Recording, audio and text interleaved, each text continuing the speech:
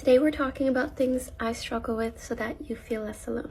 I've seen a lot of creators do this trend and I've really been wanting to be more authentically myself online. So here goes, and here's to hoping I don't cry. I want to talk about when I was diagnosed with PCOS, or polycystic ovarian syndrome, and I know that sounds very intense. It sounds like I'm gonna die. Luckily, it is not a death sentence. Basically, for as long as I can remember, like since I was 12, my periods have always been so irregular. For example, during my first year of university, I studied engineering and my major stressed me out so bad that I didn't get my period for the whole year. Literally an entire year, not one time. And I know to some people, they might be like, oh, that sounds kind of nice, like not getting your period for a year. But no, it's actually very scary because one, your period is kind of an indicator of health. Like if you don't get your period, you're kind of like, what's going on?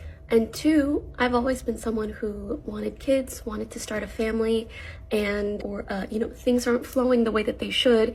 It really makes you wonder, like, is that something I'm even able to do? On top of that, there's such a pressure on women. I feel like we're constantly told and conditioned to think that our greatest value is bringing life into this world, which I find painfully reductionist. But I must admit that struggling with this made me feel like I was broken or like not working right. Like the one thing that I was supposed to naturally be able to do, I had a hard time with. And essentially this condition makes me very hormonally sensitive, whether that's to stress or to anything else. So when I was in high school, I spoke to many doctors about the ultrasounds, visits, you name it, I tried it. And they were like, oh, well, I guess if you want to have your period, you should just go on birth control. So I went on birth control only to find out period that you get when you're on birth control is actually withdrawal bleeding from not having the birth control drug. Because when you're on birth control, there's no egg, there's no ovulation, there isn't a real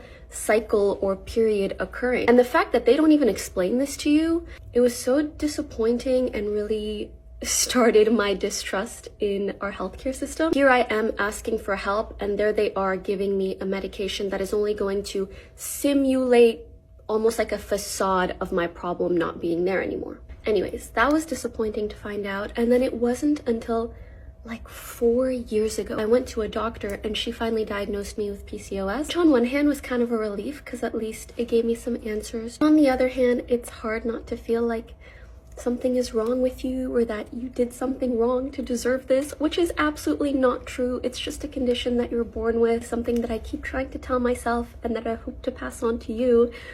Nobody is physiologically perfect. You shouldn't feel bad about being diagnosed with anything because oftentimes it'll give you the tools to deal with any symptoms or any issues that you have. I have a much easier time both understanding and managing my symptoms. This in order to hopefully have kids someday. And on top of that, so many women are diagnosed with PCOS today. It's kind of crazy, and I hope that me sharing this maybe helps a younger version of myself out there who is wondering what's going on with them or feels alone because they're struggling with things that maybe their friends don't seem to struggle with. You aren't alone, and we can learn so much from each other and from sharing these things. So I hope this was helpful, and I'm so proud I didn't cry because I just got my period, so I've been crying a lot this last week.